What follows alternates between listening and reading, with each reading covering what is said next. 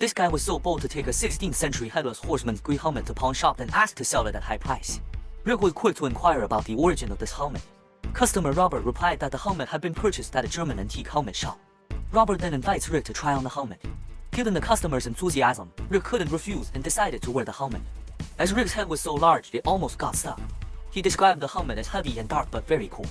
Fortunately, Rick succeeded in wearing it with difficulty in the end. Rick then asked the customer, Robert, how much he wanted to sell it for. Robert thought for a few seconds and then offered £3,800. However, Rick was uncertain if the helmet was real, and what it was actually worth. As Rick notices that the helmet has a modern type pin and also appears that it has machine-cut threads. Machine-cut threads were only manufactured in 1830, which Robert could not definitively explain. Therefore, Rick suggests an expert to help identify the helmet. In a flash, the expert, Jim, arrives at the pawn shop.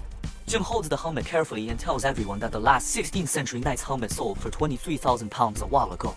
These helmets were so perfectly crafted that in 1580 they were invincible on the battlefield when worn with their armor. However, Jim points out that these helmets were generally custom-made for the aristocracy, which enhances the collector's value. However, Robert's helmet does not look like a 16th century knight's helmet with its modern bolts and bulge at the top. Instead, it was more like an 18th century Victorian revival replica. Immediately upon hearing this, Rick inquired how valuable it was. Jim points out that it's worth £100 at most. Now Report gets good news and bad news. The bad news is that the helmet is a fake and not worth £3,800. The good news is that the helmet is fake and Report doesn't have to worry about the Headless Horseman coming to his door one day.